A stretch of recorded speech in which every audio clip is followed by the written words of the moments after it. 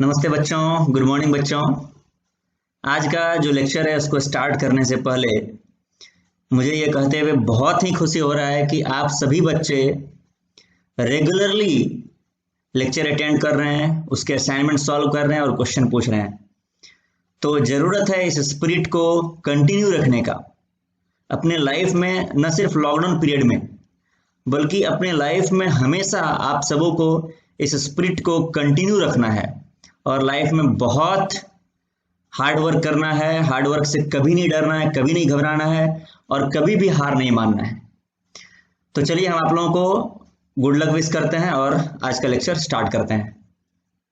तो अभी आपके सामने हम एक्सरसाइज 7th का डिटेल्ड सोल्यूशन डिस्प्ले कर रहे हैं। आप सब लोग last lecture 7th lecture attend किए थे, उसमें मैंने जो भी क्वेश्चंस आपसे पूछे थे, जो भी असाइनमेंट्स दिए थे मैंने आपको, उसका डिटेल्ड सोल्यूशन यहाँ पर है। तो आप लोग नोट डाउन कर लीजिए सोल्यूशन को। ये सब्जेक्टिव में 2 क्वेश्चंस थे और फिर ऑब्जेक्टिव के टोटल 4 क्वेश्चंस थे। तो आप इन क्वेश्चंस के सोल्यूशन को नोट डाउन कर लीजिए और फिर नोट डाउन जब कर लेंगे तो हम लोग आज का अगला लेक्चर स्टार्ट करेंगे। तो चलिए आज फिर हम लोग एक नया टॉपिक स्टार्ट करते हैं। तो बच्चों 8th लेक्चर में हम लोग बात करने वाले हैं elevation of boiling point. Elevation of boiling point मतलब बॉइलिंग पॉइंट का बढ़ना। तो बॉइलिंग पॉइंट का कब बढ़ना? तो जब आप एक कंटेनर में प्योर सॉल्वेंट लेते हैं, जैसे मान लीजिए इस कंटेनर के अंदर आपने प्योर वाटर ले लिया है और इसको बॉयल करेंगे तो आपको पता चलेगा कि ये वाटर 100 डिग्री सेंटीग्रेड पर बॉयल हो रहा है। लेकिन इसी कंटेनर में अगर आपने वाटर के साथ साथ कुछ नॉन वोलाटाइल सोल्यूट डाल दिया है। क्या डाल दिया है? नॉन वोलाटाइल सोल्यूट, यानी कि शुगर, सॉल्ट वगैरह या यूरिया वगैरह डाल दिया है।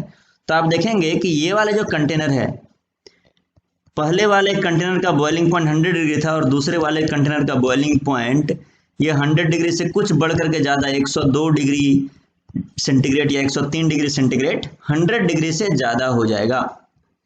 तो इसी फिनोमेना को बोलते हैं एलिवेशन ऑफ बॉइलिंग पॉइंट, यानी कि due to addition of non volatile solute. क्या ऐड करने से? नॉन वोलाटाइल सोल्यूट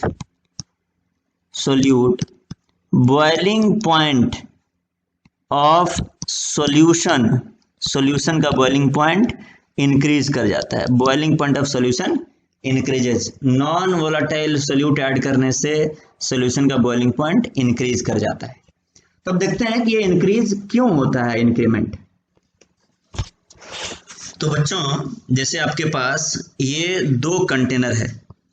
कंटेनर 1 में आपने प्योर सॉल्वेंट लिया है, सिर्फ वाटर है, और कंटेनर 2 में जो है आपने वाटर के साथ साथ कुछ उसमें नॉन वोलाटाइल सोल्यूट यानी शुगर, सॉल्ट, यूरिया वगैरह मिला दिया है। तो पहले ये समझा जाए कि बॉइलिंग होता कैसे है या बॉयल कब होता है। तो देखिए आप सबको पता है कि एक्सटर्नल प्रेशर ऊपर से लगता रहता है और ये एक्सटर्नल प्रेशर होता है कितना? 1 atm। ठीक है, ये एक्सटर्नल प्रेशर लग रहा है 1 atm दोनों केस में। अब बॉइलिंग कब होता है? तो बॉइलिंग होता है कि जब इस लिक्विड का जो वेपर प्रेशर है वो वेपर प्रेशर भी बढ़ करके कितना हो जाए? 1 atm हो जाए। ठीक है, तब ये लिक्विड बॉयल करने लगता है, इसका वेपर प्रेशर बढ़ करके कितना हो जाए? 1 atm हो जाए। अब क्वेश्चन उठता है कि मान लीजिए आपने कोई एक कंडीशन फिक्स है, कोई एक टेम्परेचर फिक्स है। तो किसी एक टेम्परेचर फिक्स है, तो जैसे मान लो 100 डिग्री सेंटीग्रेड पर, 100 डिग्री सेंटीग्रेड फिक्स किया आपने टेम्परेचर। तो 100 डिग्री सेंटीग्रेड पर अगर प्योर वाटर है तो इसका वेपर प्रेशर कितना हो रहा है? इसका वेपर प्रेशर हो जा रहा है 1 atm के बराबर। लेकिन अगर इसी 100 डिग्री सेंटीग्रेड पर टेम्परेचर को कांस्टेंट रखते हुए, टेम्परेचर को आपने कोई चेंज नहीं किया और इस कंटेनर में क्या मिला दिया आपने? ये वाले कंटेनर में आपने इधर आपने मिला दिया है नॉन वोलाटाइल सोल्यूट इस वाले कंटेनर में। तो यहां पर भी वाटर है, वाटर के साथ साथ नॉन वोलाटाइल सोल्यूट है। तो आपको पता है कि नॉन वोलाटाइल सोल्यूट मिलाने से अब जो इस कंटेनर के अंदर वेपर प्रेशर होगा इसी टेम्परेचर पर, टेम्परेचर चेंज नहीं किया है, तो इसी टेम्परेचर पर इस कंटेनर के अंदर जो वेपर प्रेशर होगा वो लेस देन 1 atm हो जाएगा। ठीक है, तो ये जो less than 1 atm vapour pressure हो गया, इसके चलते अब एक्सटर्नल प्रेशर तो 1 atm था, वेपर प्रेशर 1 atm से कम हो गया, तो ये कंटेनर के अंदर का जो लिक्विड है ये बॉयल नहीं करेगा, विल नॉट बॉयल, ये बॉयल नहीं करेगा। तब बॉयल करने के लिए क्या करना पड़ेगा, आपको इस कंटेनर का जो वेपर प्रेशर है उसको बढ़ा करके, वेपर प्रेशर को बढ़ा कितना ले जाना पड़ेगा आपको, 1 atm तक, वेपर प्रेशर को इंक्रीज करके पहुंचाना है 1 atm तक। तो वेपर प्रेशर इंक्रीज करने का क्या तरीका है, तो हमें पता है कि अगर टेम्परेचर को बढ़ाएंगे तो वेपर प्रेशर इंक्रीज करेगा। तो आप क्या करते हैं, टेम्परेचर को बढ़ा करके ले जाते हैं कहाँ तक, 100 डिग्री से कुछ ज़्यादा टेम्परेचर करते हैं, जैसे मान लीजिए कि आप 102 डिग्री, 103, 104, ऐसा कुछ 103 डिग्री सेंटीग्रेड तक जब आप टेम्परेचर ले गए, तो वेपर प्रेशर जो कि 1 atm से पहले कम था, 1 atm से कम था, और उससे बढ़ के अभी कितना हो गया है, अभी 1 atm तक आ गया है। तो अब क्या होगा, अब फिर से ये लिक्विड भी बॉयल करना स्टार्ट कर देगा। तो इस लिक्विड, ये वाला लिक्विड जो सेकेंड कंटेनर में, ये जिस टेम्परेचर पर बॉयल कर रहा है वो टेम्परेचर 100 डिग्री से ज़्यादा टेम्परेचर है। तो 100 डिग्री जो है ये हो गया 100 डिग्री। अब इसको मिटा देते हैं 1 मिनट हम, ताकि हम आसानी से लिख सकें बहुत सारी चीज़ें। तो ये देखिए, अभी आपके सामने ये जो 2 कंटेनर है, कंटेनर 1 का जो बॉइलिंग पॉइंट है जिसमें प्योर सॉल्वेंट है, तो उसका बॉइलिंग पॉइंट 100 डिग्री है, तो इसको बोलेंगे नॉर्मल बॉइलिंग पॉइंट, TB। ये नॉर्मल बॉइलिंग पॉइंट कितना है, यह है 100 डिग्री सेंटीग्रेड, जब कोई सोल्यूट नहीं मिला हुआ था। और जो कंटेनर 2 है, ये दूसरा वाला कंटेनर, इसमें जो बॉइलिंग पॉइंट हो गया है TB डैश बोल रहे हैं इसको हम, ये बॉइलिंग पॉइंट 100 से ज़्यादा हो गया, तो ये मान लीजिए कि 102 डिग्री सेंटीग्रेड हो गया है। तो ये जो डिफरेंस है, डिफरेंस क्या है, TB डैश माइनस TB, यानी TB डैश TB से कितना ज़्यादा हो गया है, ये डिफरेंस कितना है बताइए। तो यह है 102 माइनस 100, ये है 2 डिग्री सेंटीग्रेड। तो ये जो डिफरेंस है, यही डिफरेंस कहलाता है एलिवेशन इन बॉइलिंग पॉइंट। तो इसका सिंबल यूज करते हैं डेल्टा TB, बॉइलिंग पॉइंट का चेंज या फिर बॉइलिंग पॉइंट का इंक्रीमेंट। तो एलिवेशन इन बॉइलिंग पॉइंट का सिंबल हो गया डेल्टा TB। तो आप लोग जितना भी इंफॉर्मेशन लिखा हुआ है डिस्प्ले पर, इसको नोट डाउन कर लीजिए। तो देखिए, ये जो एलिवेशन इन बॉइलिंग पॉइंट है, इसका यूनिट क्या है, इसका यूनिट है, आपने एलिवेशन इन बॉइलिंग पॉइंट निकाला, जो बॉइलिंग पॉइंट बढ़ के जितना वैल्यू हुआ और माइनस पहले जितना बॉइलिंग पॉइंट था, ये हो गया 3 डिग्री सेंटीग्रेड, इसका यूनिट हो गया। अब चलिए एक काम करते हैं, इस यूनिट को एक बार हम लोग केल्विन यूनिट में कन्वर्ट करके देखते हैं। तो ये जो डेल्टा TB है, 103 डिग्री सेंटीग्रेड, 103 डिग्री सेंटीग्रेड को केल्विन में पहले कन्वर्ट कर लेते हैं। तो ये आप केल्विन में कैसे कन्वर्ट करते हैं, तो किसी भी टेम्परेचर में 273 ऐड करते हैं। तो जैसे अगर आपका 103 डिग्री सेंटीग्रेड है, तो आप इसमें 273 ऐड कर देंगे, तो ये बन जाएगा केल्विन में 273, तो ये हो गया 376। ठीक है, तो इसमें 273 ऐड कर दिया, तो ये हो गया 376 केल्विन, और माइनस 100 डिग्री में भी आप 273 ऐड कीजिए, तो ये हो गया 373 केल्विन। तो ये जो टेम्परेचर डिफरेंस निकल करके आया, कितना आया, 3 केल्विन का आया। यानी कि इससे एक बात क्लियर हुआ कि टेम्परेचर का चेंज, टेम्परेचर का जो इंक्रीमेंट है, वो जितना डिग्री सेंटीग्रेड में होता है उतना ही केल्विन में होता है बच्चों। तो हम लोग क्वेश्चन सॉल्व करते समय डेल्टा TB आप चाहें तो केल्विन में निकाल सकते हैं, चाहे तो सेंटीग्रेड में निकाल सकते हैं। दोनों का वैल्यू, न्यूमेरिकल वैल्यू बराबर होता है, दोनों बराबर होते हैं एक दूसरे के। लेकिन आपको प्रीफर क्या करना है, प्रिफरेबली आपको हमेशा डेल्टा TB का जो यूनिट यूज करना है वो किस में करना है, इन केल्विन। केल्विन में आपको इसका यूनिट यूज करना है, ज़्यादा अच्छा रहेगा। ठीक है, चलिए थैंक यू। तो अब हम लोग अगले टॉपिक पर चलते हैं। इसी एलिवेशन इन बॉइलिंग पॉइंट को मैथमेटिकली और ग्राफिकली देखते हैं कैसे एक्सप्लेन किया जाएगा। तो चलिए बच्चों, अब हम लोग ग्राफिकल रिप्रेजेंटेशन देखते हैं कि बॉइलिंग पॉइंट एलिवेशन को, बॉइलिंग पॉइंट में जो इंक्रीमेंट हो रहा है उसको ग्राफिकली कैसे रिप्रेजेंट किया जा सकेगा। तो देखिए, हम ग्राफ बनाते हैं। सबसे पहले वेपर प्रेशर और टेम्परेचर का क्या रिलेशन होता है। तो आपका y एक्सिस पर है वेपर प्रेशर और x एक्सिस पर है टेम्परेचर। तो देखो बच्चों, ये ग्राफ होता है, जैसे जैसे टेम्परेचर बढ़ता है वेपर प्रेशर किसी भी लिक्विड का बढ़ता है। तो ये जो ग्राफ है ये ग्राफ वाटर के लिए है, जैसे वाटर का वेपर प्रेशर का टेम्परेचर के साथ क्या चेंज है उसके लिए ये ग्राफ है। तो आपको क्या करना है कि कुछ टेम्परेचर के पॉइंट इंडिकेट करने हैं एक्स एक्सिस पर आपके पास, ठीक है ना। तो ये टेम्परेचर के पॉइंट्स हैं, इंडिकेट किया।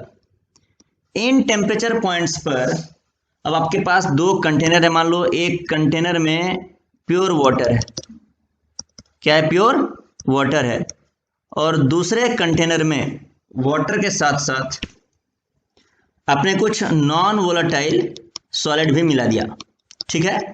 तो आपको पता है कि किसी दिए हुए टेम्परेचर पर, ये है वाटर के साथ नॉन वोलेटाइल सॉल्यूट, यानी कि ये एक सॉल्यूशन है, ये एक सॉल्यूशन है, और ये क्या था, ये सिर्फ सॉल्वेंट था। तो आपको पता है कि सॉल्यूशन का जो वेपर प्रेशर होगा, वेपर प्रेशर किसी दिए हुए टेम्परेचर पर वो लेस होगा किसके कंपैरिजन में, तो वो कंपैरिजन है किसके, सॉल्वेंट के कंपैरिजन में। सॉल्वेंट का वेपर प्रेशर होगा मोर, किसी भी दिए हुए टेम्परेचर पर सॉल्वेंट का वेपर प्रेशर ज्यादा होगा, मोर होगा, ठीक है।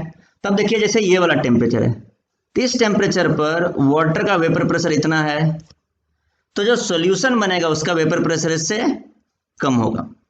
वैसे ही ये वाला टेम्परेचर है, तो इस टेम्परेचर पर वाटर का वेपर प्रेशर इतना है प्योर सॉल्वेंट का, तो सॉल्यूशन का वेपर प्रेशर उससे कम होगा। फिर अगले टेम्परेचर, ये वाला टेम्परेचर लेते हैं, ये वाला टेम्परेचर, तो इस टेम्परेचर पर वाटर का वेपर प्रेशर इतना है, वाटर मतलब प्योर सॉल्वेंट का, तो सॉल्यूशन का वेपर प्रेशर उससे कम होगा। तो ये वाला जो टेम्परेचर है, ये वाला टेम्परेचर, इस टेम्परेचर पर फिर से वाटर का वेपर प्रेशर ज़्यादा है और सॉल्यूशन का वेपर प्रेशर उससे कम है। फिर अगले टेम्परेचर पे चलते हैं, तो ये वाले टेम्परेचर पे वाटर का वेपर प्रेशर ज़्यादा है और सॉल्यूशन का वेपर प्रेशर उससे जो है कि कम है, इतना वैल्यू है। तब हम क्या करते हैं, एक ग्राफ ड्रॉ कर देते हैं यहाँ से। ये जो ग्राफ हो गया ये सॉल्यूशन के वेपर प्रेशर का है। तो अब ये ग्राफ ड्रॉ हो गया है, तो आपका जो रेड कलर से बना हुआ ग्राफ है ये है सॉल्यूशन का वेपर प्रेशर, और ब्लू कलर से जो ड्रॉ किया हुआ ग्राफ है वो किसका वेपर प्रेशर है, वो है प्योर सॉल्वेंट यानी कि वाटर का वेपर प्रेशर। तब होना क्या चाहिए कि बॉइलिंग टेम्परेचर ये जो दिया हुआ टेम्परेचर आपका एक्स एक्सिस पर, ये वाला टेम्परेचर, ये टेम्परेचर हो जाएगा बॉइलिंग पॉइंट के बराबर व्हेन, कब होगा ये, जब वेपर प्रेशर कितना हो जाए, एक्सटर्नल प्रेशर के बराबर हो जाए। जिस टेम्परेचर पर वेपर प्रेशर एक्सटर्नल प्रेशर के बराबर हो जाए उसी टेम्परेचर पर लिक्विड बॉयल करने लगता है। एक्सटर्नल प्रेशर यानी कि 1 atm के बराबर हो जाए, ठीक है। तब हम क्या करते हैं कि वेपर प्रेशर पर, जैसे ये वाला वैल्यू मान लीजिए कि 1 atm वेपर प्रेशर, ये कितना वेपर प्रेशर है, ये है 1 atm। तो जो 1 atm वेपर प्रेशर है, तो हम देखते हैं कि 1 atm वेपर प्रेशर के करस्पॉन्डिंग ये ग्राफ किस किस टेम्परेचर को बताता है। तो जैसे देखिए, जो प्योर वाटर है आपका, प्योर वाटर जो है, तो आप देखेंगे कि प्योर वाटर का वेपर प्रेशर 1 atm जिस टेम्परेचर पर हुआ है वो टेम्परेचर आपका ये है, मान लीजिए ये टेम्परेचर है प्योर वाटर का वेपर प्रेशर जब 1 atm हुआ है। और फिर सॉल्यूशन का, जो कि रेड कलर का ग्राफ है, सॉल्यूशन का वेपर प्रेशर देखिए आप, ये 1 atm किस टेम्परेचर पर हुआ है, तो ये दूसरा टेम्परेचर पर। तब आप बताइए, आपके पास यहाँ पर दो टेम्परेचर है, तो आपके जानकारी के लिए हम बता दें कि ये जो दो टेम्परेचर है, ये T1 है और ये सॉरी ये है TB, ये बॉइलिंग पॉइंट है किसका, सॉल्वेंट का, और ये क्या है TB डैश, ये बॉइलिंग पॉइंट है सॉल्यूशन का। तो अभी देखिए हम लिख देते हैं इसको क्लियरली कि जो T1 है ये है सॉल्वेंट का बॉइलिंग पॉइंट, सॉल्वेंट, और TB डैश किसका है, सॉल्यूशन का बॉइलिंग पॉइंट है। तो अब आप बताइए कि TB डैश ज्यादा है या T1 ज्यादा है। तो ग्राफ से क्लियरली है कि TB डैश ज्यादा है, किससे, सॉल्वेंट के बॉइलिंग पॉइंट यानी TB से। यानी हम ग्राफ से भी देख सकते हैं कि बॉइलिंग पॉइंट जो है वो बढ़ गया है। कब, जब आप प्योर वाटर के अंदर क्या मिला देते हो, प्योर वाटर के अंदर जब आप नॉन वोलेटाइल सोल्यूट मिला देते हो। होता क्या है उससे, नॉन वोलेटाइल सोल्यूट मिलाने से वेपर प्रेशर कम हो जाता है, वेपर प्रेशर कम हो जाता है, और उस वेपर प्रेशर को बढ़ाने के लिए, वेपर प्रेशर को बढ़ा करके 1 atm तक ले जाना होता है। तो वेपर प्रेशर कम हो जाता है, तो टेम्परेचर जितने डिग्री सेंटीग्रेड पर वाटर बॉयल हो रहा था प्योर वाटर, उससे ज़्यादा टेम्परेचर बढ़ाना पड़ता है, ज़्यादा टेम्परेचर ले जाना पड़ता है सोल्यूशन को बॉयल करने के लिए, ताकि सॉल्यूशन का वेपर प्रेशर जो कि कम हो गया था वो बढ़ करके कहाँ पहुंच जाए, वो 1 atm तक पहुंच जाए। तो बच्चों हमने जो ग्राफ अभी बताया है आपको वेपर प्रेशर वर्सेस टेम्परेचर, जिससे हम बताए थे कि सॉल्यूशन का बॉइलिंग पॉइंट कैसे सॉल्वेंट के बॉइलिंग पॉइंट यानी टीबी से ज़्यादा होता है, टीबी डैश यानी सॉल्यूशन का बॉइलिंग पॉइंट। तो ये जो ग्राफ है ये सॉल्वेंट का ग्राफ है और ये जो ग्राफ है ये सॉल्यूशन का ग्राफ है। तो चलिए अब हम लोग जो है मैथमेटिकल एनालिसिस करते हैं कि बॉइलिंग पॉइंट का जो इंक्रीमेंट है यानी डेल्टा टीबी को कैसे कैलकुलेट किया जा सकेगा मैथमेटिकली। बच्चों आप सभी को पता है कि डेल्टा टीबी बॉइलिंग पॉइंट का इंक्रीमेंट क्यों होता है। This is due to lowering of vapour pressure, यानी कि नॉन वोलेटाइल सॉल्यूट मिलने के चलते वेपर प्रेशर कम हो जाता है और उसके चलते बॉइलिंग पॉइंट बढ़ जाता है।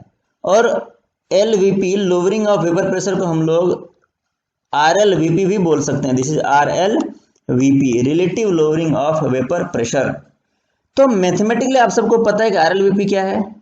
RLVP is equal to P0A minus PS vapour pressure of solution divide by PS नहीं, डिवाइड बाय P0A। अब आपको पता है कि ये जो वैल्यू होता है ये होता है मोल फ्रैक्शन ऑफ B के बराबर। अब इसी से मिलता जुलता एक और क्वांटिटी है, वो क्वांटिटी है P0A minus PS bye PS। ये होता था मोल ऑफ B क्या है, नॉन वोलेटाइल सॉल्यूट है, divide by mole of A। या एक और क्वांटिटी होता था, this is also equal to M into MA by 1000। आपको याद आ रहा होगा ये इक्वेशन हमने क्लास में प्रूफ किया था। तो हम ये वाले इक्वेशन पे देखिए फोकस करने वाले हैं, M इंटू MA बाय 1000। ये जो इक्वेशन है RLVP से रिलेटेड। तो इस इक्वेशन में देखिए खास बात है, वो बात क्या है कि ये जो क्वांटिटी है लोअरिंग ऑफ वेपर प्रेशर, ये जो P0A माइनस PS है, ये क्वांटिटी डायरेक्टली प्रोपोर्शनल है किसके, मोलालिटी के। M क्या है, M is equal to molality. ठीक है, इस फॉर्मूला में MA क्या है, MA है molar mass of solvent. Molar mass किसका मोलर मास है, ये सॉल्वेंट का मोलर मास है। तो देखिए हम लोग जानते हैं कि ये जो लोअरिंग ऑफ वेपर प्रेशर है ये मोलालिटी के डायरेक्टली प्रोपोर्शनल है। यानी कि हम लोग बोल सकते हैं कि अगर lowering of vapour pressure LVP के चलते ही डेल्टा टीबी हो रहा है, तो हम लोग बोल सकते हैं कि delta TB is also proportional to molality. और अगर आप प्रोपोर्शनलिटी साइन हटाएंगे तो इक्वेशन आएगा delta TB is equal to KB। एक कांस्टेंट KB है जो कि बॉइलिंग पॉइंट के एलिवेशन में कांस्टेंट है। बॉइलिंग पॉइंट का जो इंक्रीमेंट है उसमें प्रोपोर्शनलिटी कांस्टेंट है, तो ये KB है इनटू मोलालिटी। तो ये आपका इक्वेशन बन गया delta TB is equal to KB into molality. ये इक्वेशन को ध्यान रखेंगे, ठीक है। तो इस इक्वेशन में जो क्वांटिटी है उसके बारे में हम लोग एक बार बात किया जाए, KB क्या है और मोलालिटी क्या है। तो जैसा कि आप सभी को पता है कि delta TB is equal to KB into molality. ठीक है, तो मोलालिटी है M is equal to moles of solute. किसके मोल्स, सोल्यूट के moles, N solute, moles of solute by mass of solvent. किसका मास, सॉल्वेंट का mass of solvent in kg। Solvent का mass किस यूनिट में लेना है, kg में लेना है, तो इसका यूनिट हो गया मोल पर kg। ठीक है, डेल्टा टीबी क्या है, टेम्परेचर का चेंज है, ये है टेम्परेचर कितना इंक्रीमेंट हुआ है। तो डेल्टा टीबी का यूनिट क्या हो गया, डेल्टा टीबी का यूनिट हो गया kelvin, capital K stands for kelvin.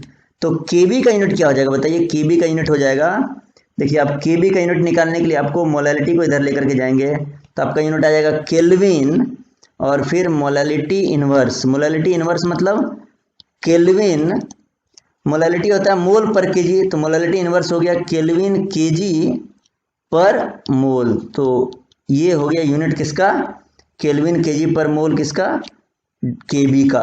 तो KB को बोलते क्या है, तो केबी के अलग अलग नाम है, देखिए उसको लिख लीजिए। केबी इज कॉल्ड, तो ये है मोलल इलिवेशन कांस्टेंट। क्या नाम है? मोलल इलिवेशन कांस्टेंट, और फिर बॉइलिंग पॉइंट इलिवेशन कांस्टेंट, या फिर इबुलोस्कोपिक कांस्टेंट। ये तीनों नाम किसका है? ये तीनों नाम केबी का है, जिसका यूनिट है केल्विन केजी पर मोल। ठीक है, तो चलिए अब एक क्वेश्चन हम लोग सॉल्व करते हैं इस कॉन्सेप्ट को स्ट्रेंथन करने के लिए। तो ये क्वेश्चन है आपके सामने, 60 gram of urea is dissolved in 1 kg of water solvent है इन अ वेसल, एक कंटेनर में मिलाया गया। At what temperature will the solution boil? इस सोल्यूशन का बॉइलिंग पॉइंट पूछा जा रहा है आपसे, और ये जो सॉल्वेंट वाटर है, वाटर का केबी बताया जा रहा है, कितना है? 0.5 केल्विन केजी पर मोल, और वाटर का बॉइलिंग पॉइंट भी दिया हुआ है। Normal boiling point of water जो है प्योर सॉल्वेंट प्योर वाटर का 373 केल्विन है। तो वीडियो को पॉज करके आप लोग क्वेश्चन सॉल्व कीजिए और फिर मेरा सोल्यूशन देखिएगा आप लोग। ठीक है,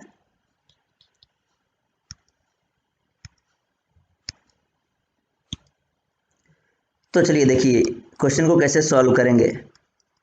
तो आपको डेल्टा टीबी पहले निकाल लेना है कि बॉइलिंग पॉइंट बढ़ेगा कितना। तो ये होता है केबी इंटू मोलालिटी। ठीक है, मोलालिटी निकाल लिया जाए तो मोलालिटी कितना है? मोलालिटी है मोल ऑफ यूरिया। अभी होता है, हमने पढ़ा था ना, मोल ऑफ सोल्यूट। यूरिया के मोल कितने हैं?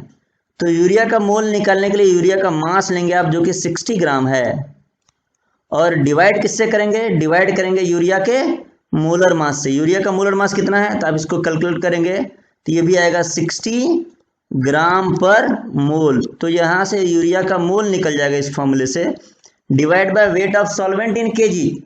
सॉल्वेंट क्या है? वाटर, उसका वेट कितना है? 1 kg, तो बाय 1 kg। तो कितना आ गया देखिए, यहाँ से देखिए ये ग्राम से ग्राम कैंसिल हो जाएगा और आपका आंसर आ जाएगा ऊपर में 1 मोल न्यूमरेटर में और नीचे आ जाएगा 1 kg। तो आंसर आ गया 1 मोल पर केजी, 1 मोल पर केजी। ये निकल गया आपका मोलालिटी, और मोलालिटी निकल गया तो क्वेश्चन आधा सॉल्व हो गया। अब देखिए क्या करना है आपको, तो डेल्टा टीबी के फॉर्मूले में ये वैल्यूज पुट करना है। तो केबी का वैल्यू कितना है? केबी है 0.5 केल्विन केजी पर मोल। केजी का के स्मॉल होता है, ध्यान रखिएगा, केल्विन का के कैपिटल के होता है, और इनटू मोलालिटी कितना है? यह है 1 मोल पर केजी। तो देखिए मोल से मोल कट जाएगा, केजी से केजी कैंसिल हो गया, क्या बच गया आंसर? आंसर बच गया आपका 0.5 केल्विन। इतना केल्विन बॉइलिंग पॉइंट का इंक्रीमेंट हो गया। अब हमें पता क्या करना है? तो हमें पता करना है कि बॉइलिंग सोल्यूशन का बॉइलिंग पॉइंट हुआ कितना।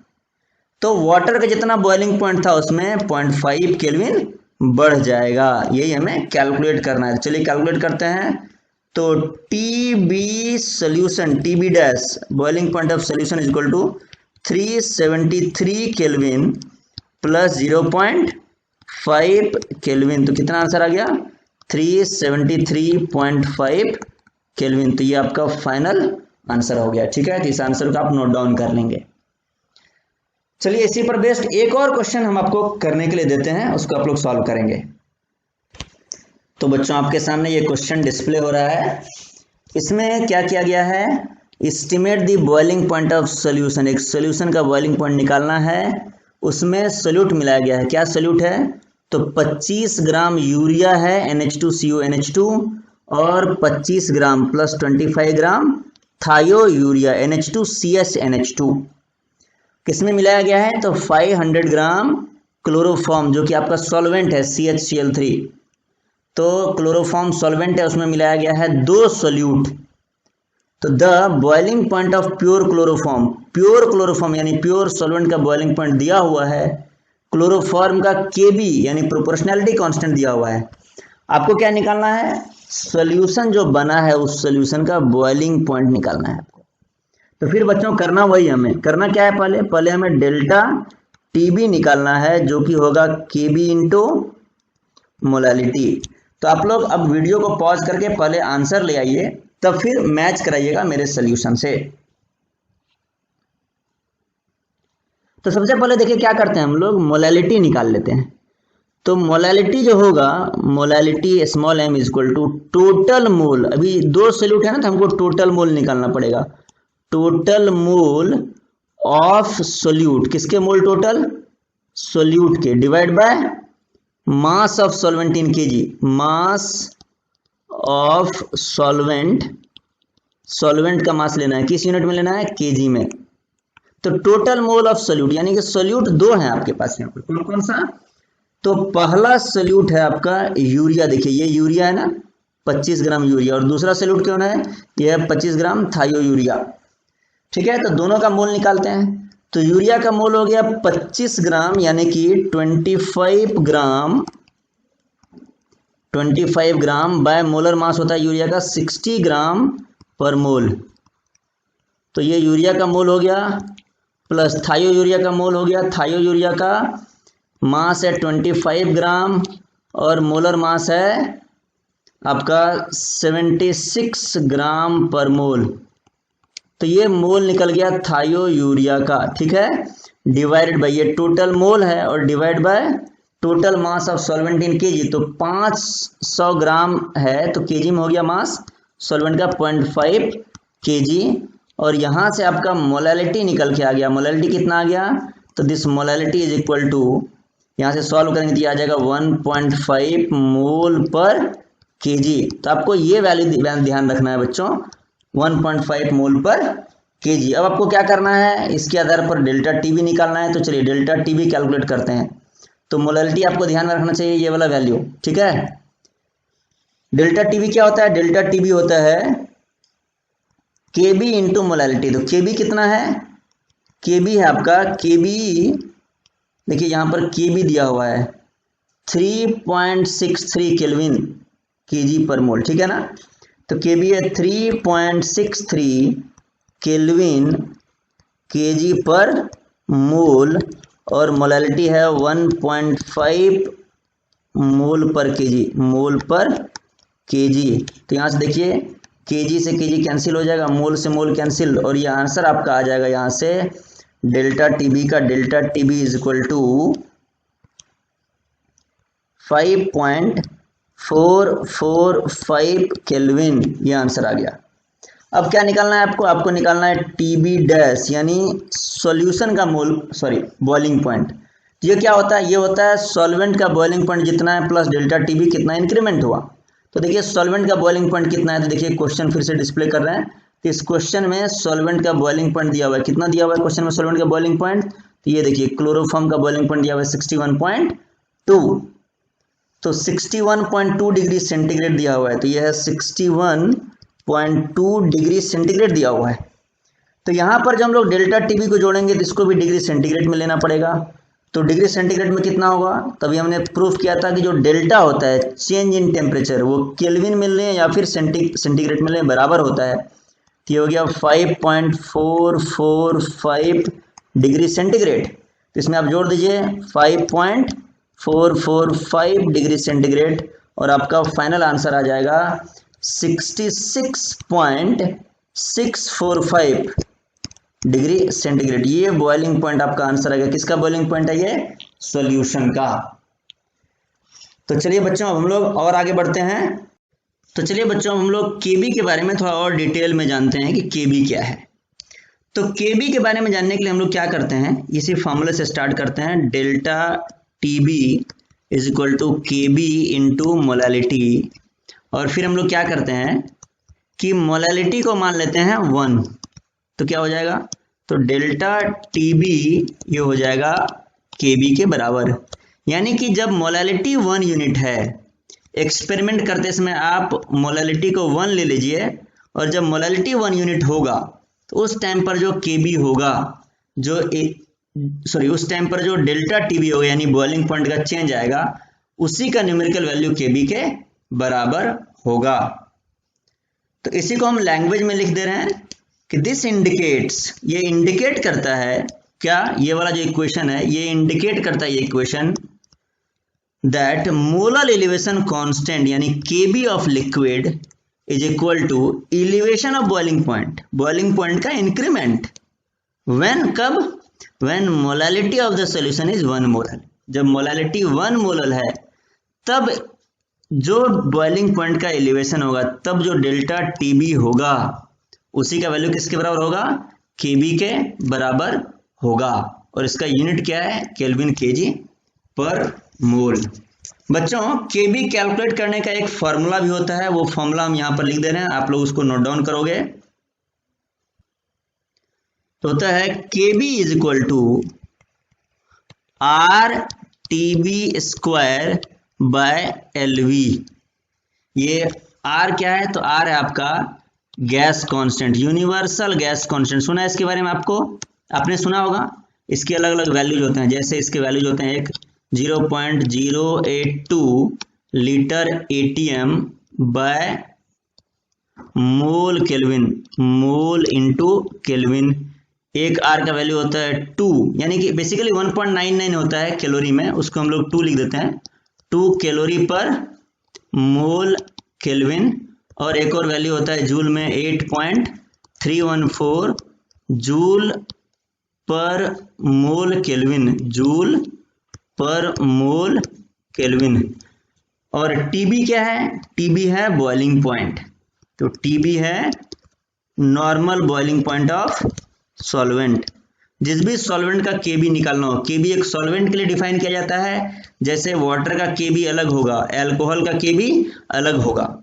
तो normal boiling point of solvent, solvent का जो नॉर्मल बॉइलिंग पॉइंट है, नॉर्मल बॉइलिंग पॉइंट मतलब बिना सोल्यूट मिलाए हुए जो बॉइलिंग पॉइंट है वो बॉइलिंग पॉइंट। और फिर एलवी क्या है, एलवी है latent heat of vaporization of liquid, latent heat of vaporization, latent heat of vaporization, vaporization. ये क्या होता है, लेटेंट हीट ऑफ वेपोराइजेशन होता है कि 1 ग्राम लिक्विड को वेपोराइज करने के लिए जितना हीट खर्च होता है।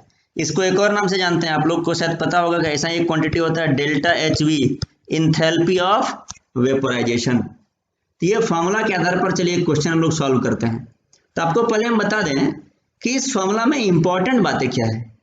इंपॉर्टेंट बात बस ये है कि एलवी और आर का यूनिट आपको इस तरीके से यूज करना है कि केबी का जो यूनिट आना चाहिए फाइनली, वो केबी का यूनिट निकल के आना चाहिए क्या, ये यूनिट निकल के आना चाहिए केल्विन केजी पर मोल। तो यही आपको ध्यान रखना है कि आर और एलवी का प्रॉपर यूनिट यूज किया जाए इस फॉर्मूले में। चलिए एक क्वेश्चन करेंगे तो आप लोगों को समझ में आएगा। तो क्वेश्चन आपके सामने है, कैलकुलेट दी इबुलोस्कोपिक कांस्टेंट, यानी कि केबी, इसी का नाम इबुलोस्कोपिक कांस्टेंट है, बॉइलिंग पॉइंट एलिवेशन कांस्टेंट है, ऑफ वाटर। देखिए ये एक सॉल्वेंट के लिए डिसाइड किया जाता है। हमने बताया आपको कि वाटर का केबी अलग होगा, अल्कोहल का केबी अलग होगा। If it's latent heat of vaporisation is 540 calorie पर ग्राम। तो आप लोग वीडियो को पॉज करके सॉल्व कीजिएगा और फिर मेरा सॉल्यूशन देखिएगा। तो देखिए आपको निकालना है केबी, जो कि होता है R TB square by LV. चलिए इस फॉर्मूला पर वैल्यू पुट करते हैं। देखिए एलवी का वैल्यू हमको दिया हुआ है, कितना दिया हुआ है, 540 कैलोरी पर ग्राम। तो आपको समझ में आ गया होगा कि आर का जो यूनिट यूज करना है वो 8.314 यूज नहीं करना है, 0.082 यूज नहीं करना है। ये वैल्यूज हम दिखा रहे हैं आर का, आपको दोबारा से देखिए, या आर के ये सारे वैल्यूज है यहाँ पर देख रहे हैं आप राइट साइड में। तो आर का कौन सा वैल्यू यूज करना है, तो आर का ये वाला वैल्यू यूज करना है जो कैलोरी वाला वैल्यूज है। चलिए तो आर का वैल्यूज हम लोग यूज करते हैं। तो आर का वैल्यू है 2 कैलोरी पर मोल इंटू केल्विन, ठीक है। अब टीबी बॉइलिंग पॉइंट का कौन सा वैल्यू यूज किया जाए, बॉइलिंग पॉइंट वाटर का होता है 100 डिग्री सेंटीग्रेड या फिर 373 केल्विन। तो बताइए कौन सा वैल्यू यूज किया जाए। तो यहाँ पर केल्विन में है वैल्यू, आर का वैल्यू, तो बॉइलिंग पॉइंट का वैल्यू हम लोग केल्विन में यूज करेंगे। तो यहाँ पर लिखेंगे 370, यहाँ पर वैल्यू हमें लिखना पड़ेगा 373 केल्विन का स्क्वायर। हमने आपको बताया था कि आर और एलवी का ऐसा यूनिट यूज करना है, एलवी और आर का, ताकि आंसर केबी किस में है, केबी का आंसर आना चाहिए केल्विन केजी पर मोल। तो चलिए देखते हैं ये आंसर आ रहा है क्या। तो देखिए पर मोल आएगा क्या, तो देखिए ये पर मोल, मोल तो आ जाएगा, यहाँ पे एक केल्विन है और ये केल्विन स्क्वायर है तो केल्विन भी आ जाएगा, कैलोरी से कैलोरी कट जाएगा, तो आपका एक जो वैल्यू आएगा ना वो ग्राम आ रहा है। तो हमको क्या करना पड़ेगा, हमको ये जो वैल्यू है 540 कैलोरी पर ग्राम, इस वैल्यू को इसको कन्वर्ट करना पड़ेगा कैलोरी पर केजी में, और तब इस क्वेश्चन को हम लोग आगे सॉल्व करेंगे तो आंसर सही सही आएगा। चलिए और इसको आगे बढ़ाते हैं हम लोग। चलिए तो आप 2 कैलोरी पर मोल केल्विन ऊपर में लिख लीजिए, मोल इनटू केल्विन, बगल में 373 केल्विन का स्क्वायर और डिवाइड बाय, देखिए तो ये जो क्वांटिटी है इसको, ये कैलोरी पर ग्राम में इसको कन्वर्ट करना है कैलोरी पर केजी में। तो ये है क्या, ये है लेटेंट हीट। लेटेंट हीट का मतलब हुआ कि 540 कैलोरी, 540 कैलोरी लगता है किसके लिए, 1 ग्राम वाटर को वेपराइज करने में। 1 ग्राम वाटर को वेपराइज करने में कितना हीट लगता है, 540। तो पर केजी यानी 1 केजी वाटर को वेपराइज करने में, यानी कि 1000 ग्राम वाटर को वेपराइज करने में कितना लगेगा, तो वो लगेगा 540 इंटू 1000। इतना कैलोरी एनर्जी लगने वाला है अगर आप 1 ग्राम की जगह पर कितना वाटर लें, 1 केजी लें, तो यह पर केजी आ गया। ठीक है, 540 इंटू 1000, हमने 1000 से मल्टीप्लाई किया, ध्यान रखिएगा 1000 से मल्टीप्लाई किया है, तभी आंसर आपका कितना आ गया इधर से। तो यहां से आंसर आ रहा है 0.515 केल्विन केजी पर मोल, ये आपका आंसर आ गया है। तो देखिए ये कंप्लीट सॉल्यूशन है। देखिए इसी फॉर्मूला को एक हम अलग से बात आपको बता रहे हैं, वो बात क्या है कि इसी फॉर्मूला को कुछ बुक में इस तरीके से लिखा होता है, वो लिखा होता है KB is equal to RTB square by 1000 LV। अब आप बोलेंगे कि ये फॉर्मूला, आपने तो ये वाला फॉर्मूला बताया है, तो यहाँ पर 1000 LV ये कैसे आ गया फॉर्मूला। तो सिंपल क्या है, देखिए जब यहाँ से हम लोग क्वेश्चन सॉल्व कर रहे हैं ना, तब को क्या करना पड़ा, आपने R का वैल्यू रख दिया इधर, देखिए ये 2, TB का वैल्यू रख दिया, आपने ये जो लेटेंट हीट था 540 कैलोरी पर ग्राम, इसका वैल्यू रख दिया। एक्स्ट्रा क्या किया आपने, एक्स्ट्रा 1000 से मल्टीप्लाई किया। क्यों मल्टीप्लाई किया, क्योंकि यहाँ पर यूनिट था कैलोरी पर ग्राम और आपको केबी का यूनिट चाहिए था केल्विन केजी पर मोल, तो यहाँ पर ग्राम को आपने पर केजी में कन्वर्ट करने के लिए 1000 से मल्टीप्लाई किया है।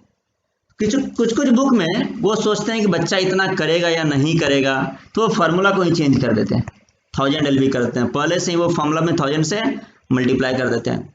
तो मेरा कहना है कि ये फार्मूला आपको यूज नहीं करना है, यही फार्मूला आपको यूज करना है, ये वाला फार्मूला, ये जो फार्मूला है वो इसीलिए क्योंकि आपको ये बात सीखना होगा, आपको ये बात सीखना चाहिए कि आखिर ये कैलोरी पर ग्राम है तो हमको इसको केजी में कन्वर्ट करना है।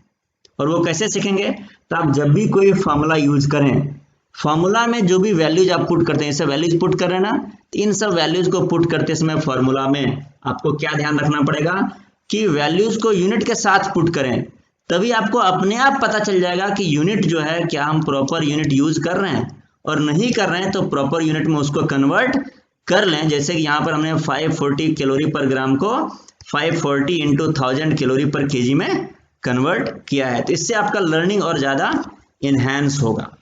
चलिए एक और क्वेश्चन हम आपको देते हैं, वो क्वेश्चन का हम सोल्यूशन नहीं बताएंगे, आपको खुद से ही सॉल्व करना होगा। तो देखिए ये क्वेश्चन आपके सामने डिस्प्ले हो रहा है, calculate the ebullioscopic constant for a liquid. एक लिक्विड के बारे में बोला जा रहा है जिसका बॉइलिंग पॉइंट दिया हुआ है डिग्री सेंटीग्रेड में, इसको आपको केल्विन में कन्वर्ट करना होगा, और लेटेंट हीट ऑफ वेपरेशन दिया हुआ है किसमें, 42 किलो जूल पर मोल। ध्यान रहे, देखिए ये इसमें ट्रिक है क्वेश्चन में, 42 किलो जूल पर मोल में ट्रिक है, और मोलर वेट दे दिया गया 50 केजी पर मोल। तो देखिए हम थोड़ा सा हिंट देना है आपको, पूरा सॉल्यूशन तो नहीं बताएंगे, आपके सामने आंसर है, आप आंसर देख करके मैच कराएंगे। तो हिंट क्या है, हिंट है कि जब आप केबी का फॉर्मूला लिखेंगे तो वो होता है RTB square by latent heat of vaporization. तो देखिए R का वैल्यू आप ले लेंगे 2 कैलोरी पर मोल केल्विन, ठीक है, मोल केल्विन। और यहां से TB ले लिया आपने, TB ले लिया आपने, ये जो है 127 प्लस 127 प्लस 273, तो इतना केल्विन में ले लिया आपने, ये केल्विन में ले लिया और इसका आपने स्क्वायर कर दिया।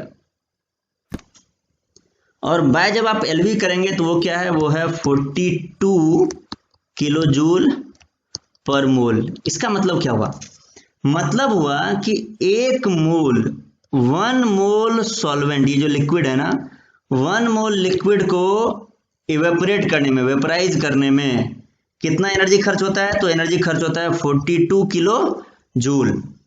अब आपको देखिए केबी का यूनिट क्या लाना है, केबी का यूनिट लाना है केल्विन केजी पर मोल। तो केल्विन, तो देखिए ये यहां पर 1 केल्विन है और यहां पर केल्विन का स्क्वायर आएगा, तो यहां से 1 केल्विन आपको बच जाएगा, ठीक है। अब आपको ये वाला मोल भी बच जाएगा। इस किलो जूल को अगर आप कैलोरी में कन्वर्ट कर लेंगे तो कैलोरी और किलो जूल कट जाएगा, मतलब यूनिट में कन्वर्ट करने के बाद, तो आपको केल्विन बच गया, मोल बच गया। अब बस ये है कि आपको यूनिट में केजी चाहिए, तो आपको करना क्या पड़ेगा, आपको करना पड़ेगा ये जो 42 किलो जूल पर मोल है, यानी 1 मोल लिक्विड को वेपराइज करने के लिए 42 किलो जूल एनर्जी लगता है, इसको आपको कन्वर्ट करना है किसमें, इसको कन्वर्ट करना है कैलोरी पर केजी में। 1 मोल लिक्विड को वेपराइज करने में 42 किलो जूल एनर्जी लगता है, तो 1 केजी लिक्विड को वेपराइज करने में कितना कैलोरी, x कैलोरी एनर्जी मान लिया जाए खर्च हो रहा है। तो आपको ये जो 42 किलो जूल पर मोल है, इसको x कैलोरी पर केजी में कन्वर्ट करेंगे तो यहाँ पर किलो जूल के ऊपर कैलोरी आ जाएगा, ये कैलोरी और ये कैलोरी कट जाएगा, और फिर आपका यहाँ पर जो केजी होगा, यहाँ कैलोरी पर केजी, तो ये केजी आपका ऊपर चला जाएगा न्यूमरेटर में और आपका आंसर केबी का आ जाएगा केल्विन केजी पर मोल। तो आपको बस एक काम करना है, क्या, 42 किलो जूल पर मोल को x कैलोरी पर केजी में कन्वर्ट करना है। चलिए, थैंक यू वेरी मच। चलिए बच्चों, एक और बहुत ही इंपॉर्टेंट क्वेश्चन हम आपके सामने डिस्प्ले कर रहे हैं। इस क्वेश्चन में 2 पार्ट हैं, एक एक करके सॉल्व करेंगे हम लोग। तो क्वेश्चन है 1 mole of urea is added to 1 kg solvent. 1 mole urea है जो कि नॉन वोलाटाइल है, 1 kg सॉल्वेंट यानी कि वाटर है। वाटर का केबी दे दिया गया 0.5 केल्विन केजी पर मोल, और वाटर का जो नॉर्मल बॉइलिंग पॉइंट है वो भी दे दिया गया 373। तो पहले चलिए पहला पार्ट सॉल्व करते हैं। वो सॉल्व करना है आपको, calculate boiling point of solution. तो आप लोग वीडियो को पॉज करके पहला पार्ट सॉल्व कर लीजिए, मेरा सोल्यूशन देख लीजिए और फिर दूसरे पार्ट पर जाएंगे। तो पहला पार्ट का सोल्यूशन क्या है, आप लिखेंगे delta TB is equal to KB into molality, और KB है, वाटर का KB है 0.5 केल्विन केजी पर मोल, और मोलालिटी कितना है, मोलालिटी है, देखिए मोलालिटी होता है moles of solute by mass of solvent in KG. तो मोल्स ऑफ सोल्यूट है 1 मोल, ये 1 मोल, और मास ऑफ सॉल्वेंट इन केजी है 1 kg। तो यहाँ से देखिए केजी से केजी कैंसिल हो गया, मोल से मोल कैंसिल हो गया, तो आपका आंसर आ गया 0.5 केल्विन। तो यहाँ से TB डैश यानी जो सोल्यूशन का बॉइलिंग पॉइंट आ गया, देखिए 0.5 केल्विन इंक्रीमेंट है ना, तो वाटर का बॉइलिंग पॉइंट था 373, तो 373.5 केल्विन यानी कि 373 प्लस 0.5 जुड़ गया, ये 0.5, तो ये हो गया TB डैश यानी बॉइलिंग पॉइंट ऑफ सोल्यूशन। तो इस आंसर को हम यहाँ पर लिख दे रहे हैं। अब ये सोल्यूशन हम मिटा रहे हैं और फिर दूसरे पार्ट पर चलेंगे। तो देखिए दूसरे पार्ट में क्या लिखा हुआ है, दूसरे पार्ट में लिखा हुआ है after some time boiling point of solution becomes 374। तो हमने तो देखा कि सोल्यूशन का बॉइलिंग पॉइंट था 373.5, तो ये 374 कैसे हो गया, पहले इसको समझ लें तब तो आगे क्वेश्चन सॉल्व करेंगे। तो देखिए आपने जैसे एक कंटेनर ले लिया है, एक कंटेनर में आपने क्या किया, लिक्विड ले लिया और उसके अंदर नॉन वोलाटाइल सोल्यूट मिला दिया जो खुद वेपर नहीं बन रहा है, तो क्या हुआ, सोल्यूशन का बॉइलिंग पॉइंट बढ़ जाता है। अब बॉइलिंग पॉइंट कितना बढ़ता है वो डिपेंड करता है Kb इंटू मोलैलिटी के वैल्यू पर, ये होता है डेल्टा Tb।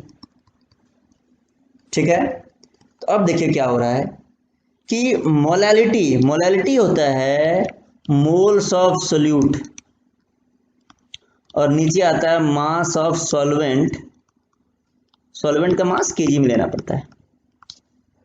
तभी हो क्या रहा है कि जैसे जैसे आप इसको बॉयल करने की कोशिश कर रहे हैं वाटर वेपराइज हो जा रहा है, सॉल्वेंट तो निकल ले रहा है, और ये जो नॉन वोलेटाइल सोल्यूट है जैसे शुगर हो गया, सॉल्ट हो गया, यूरिया हो गया, ये सब तो वेपराइज कर नहीं रहे हैं।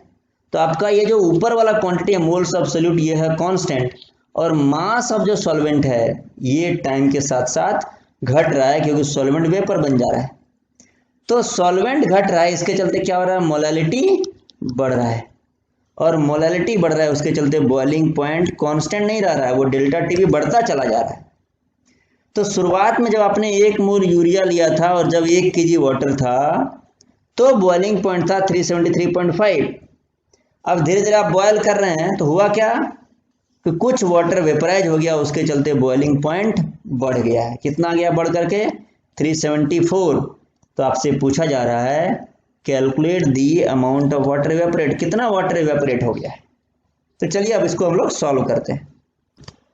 तो देखिए Tb डैश यानी कि वाटर इवेपोरेट होने के बाद जो सोल्यूशन का बॉइलिंग पॉइंट है वो कितना है 374 केल्विन। तो डेल्टा Tb कितना हो गया, कितना बॉइलिंग पॉइंट इंक्रीज हुआ है। तो बॉइलिंग पॉइंट पहले 373 था और बाद में 374 हो गया, तो ये हो गया 374 माइनस 373 केल्विन, यानी कि 1 केल्विन का इंक्रीमेंट हुआ है। तो हमें क्या करना पड़ेगा, हम डेल्टा Tb का फॉर्मूला लिखते हैं, होता है Kb इंटू मोलैलिटी। Kb तो चेंज हुआ नहीं, यानी कि मोलैलिटी तो चेंज हो गया क्योंकि वाटर इवेपोरेट हुआ होगा, तो हमें नया वाला मोलैलिटी निकालना पड़ेगा, इसको इसलिए हम लोग m डैश लिख दे रहे हैं, और नया मोलैलिटी से पता चल जाएगा कि वाटर कितना इवेपोरेट हो गया है। तो चलिए इसको सॉल्व करते हैं, नया मोलैलिटी निकालते हैं। तो यहाँ से जो m डैश निकल के आया, m डैश हो गया डेल्टा Tb डैश बोल देते हैं इसको, नया डेल्टा Tb। पहले वाला डेल्टा Tb था 0.5 जो निकला था हमारा, ये डेल्टा Tb डैश है। तो ये कितना हो गया, m डैश हो गया आपका delta Tb dash by Kb। Delta Tb dash है 1 केल्विन, और Kb कितना है, तो Kb है 0.5 केल्विन Kg पर मोल। तो यहाँ से केल्विन कट गया और इसका आंसर आ गया 2 मोल पर Kg, 2 मोल पर Kg। ये नया मोलैलिटी आ गया। क्लियर है। अब नया मोलैलिटी हमें आगे का रास्ता बताएगा। तो देखिए नया मोलैलिटी क्या होगा, m डैश नया मोलैलिटी हो जाएगा मोल्स ऑफ सोल्यूट, जो कि पुराना है क्योंकि सोल्यूट के मोल चेंज नहीं हुए हैं, सोल्यूट नॉन वोलेटाइल है और वो वेपराइज नहीं हुआ है। और नीचे क्या आएगा, नीचे आएगा मास ऑफ सॉल्वेंट, लेकिन ये नया मास है क्योंकि कुछ सॉल्वेंट इवेपोरेट हो गया, ये उतना मास है सॉल्वेंट का जो इवेपोरेट नहीं हुआ है, इसलिए हम इसको क्या लिख रहे हैं, m dash mass of solvent in Kg। तो देखिए नया मोलैलिटी क्या है, नया मोलैलिटी m डैश है आपका 2 मोल पर Kg, और मोल्स ऑफ सोल्यूट क्या, ये तो पुराना वाला है, ये 1 मोल। तो m dash mass of solvent in Kg, m dash solvent ये हम निकाल लेते हैं, तो ये कितना आ रहा है, तो यहाँ से m डैश सॉल्वेंट क्या है, जितना सॉल्वेंट अभी सॉल्यूशन के अंदर है, ये कितना आ गया, यहाँ से अपने m डैश सॉल्वेंट आ गया। देखिए m डैश किधर लाएंगे तो ये आ गया 0.5 Kg, m डैश सॉल्वेंट है 0.5 Kg, यानी कि 0.5 Kg सॉल्वेंट अभी भी सॉल्यूशन के अंदर बचा हुआ है। तब आप पता कीजिए कितना इवेपोरेट हो गया है, कितना सॉल्वेंट था आपके पास टोटल। तो आपके पास सॉल्वेंट था, देखिए इस क्वेश्चन को दोबारा से पढ़ते हैं। तो आपके पास शुरुआत में सॉल्वेंट था 1 kg में 0.5 kg सॉल्वेंट जो है इवेपोरेट हो गया है, तो सॉरी 0.5 kg सॉल्वेंट बचा हुआ है सॉल्यूशन के अंदर। तो वाटर इवेपोरेटेड कितना वाटर इवेपोरेट हुआ है, water evaporated is equal to 1 kg था और बचा हुआ कितना है 0.5 kg भी सॉल्यूशन के अंदर, कितना हो गया 0.5 kg वाटर जो है वो इवेपोरेट हो गया है। ये आपका आंसर है सेकेंड पार्ट का। चलिए, थैंक यू वेरी मच। अब हम लोग अगले लेक्चर के लिए मिलेंगे। अभी आपके सामने जो 8th लेक्चर पर आधारित असाइनमेंट होगा वो असाइनमेंट डिस्प्ले कर दिया जाएगा। आप लोग असाइनमेंट नोट डाउन कर लेंगे और फिर उसको सॉल्व करेंगे। इस असाइनमेंट को हम इसका पीडीएफ को गूगल ड्राइव पर अपलोड भी कर देंगे, आप वहां से लिंक से डाउनलोड कर सकते हैं उसे। तो बच्चों, आपके सामने हम डिस्प्ले कर रहे हैं एक्सरसाइज 8th। आज जो पढ़ाया हमने उस पर बेस्ड ये क्वेश्चंस हैं। 4 सब्जेक्टिव क्वेश्चंस हैं जो आपको सॉल्व करने हैं और फिर टोटल 6 ऑब्जेक्टिव क्वेश्चंस हैं। तो ये 5 ऑब्जेक्टिव क्वेश्चन आपके सामने डिस्प्ले हो रहा है अभी, और फिर इसके बाद ये 6th ऑब्जेक्टिव क्वेश्चन और फिर आपके पास आंसर की है। तो अगले लेक्चर में मिलने से पहले, 9th लेक्चर में आने से पहले आप सभी बच्चों को इन क्वेश्चंस को सॉल्व करके लाना है। इस क्वेश्चन का पीडीएफ कॉपी आप डाउनलोड भी कर सकते हैं, जो लिंक आपको डिस्क्रिप्शन में मिलेगा वहां से। चलिए, थैंक यू वेरी मच।